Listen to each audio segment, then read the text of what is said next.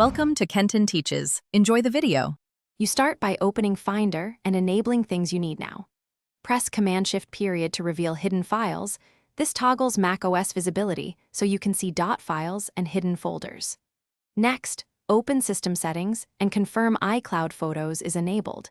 If photos sync from iCloud, they may not be local.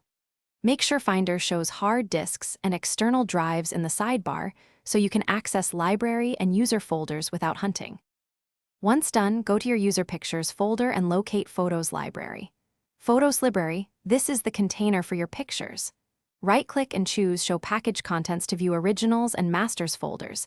That's where actual image files live. Use Finder's search, add filters for kind, image, and file extensions like JPG, PNG, hike to narrow results.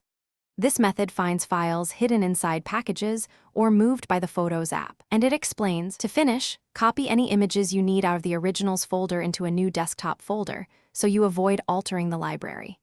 Then open Photos and use File Import to re-add them, which makes them managed again.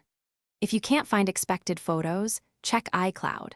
Com and Photos recently deleted and verify Time Machine or other backups. If permissions block access, use Get Info to adjust permissions and restart Finder before retrying.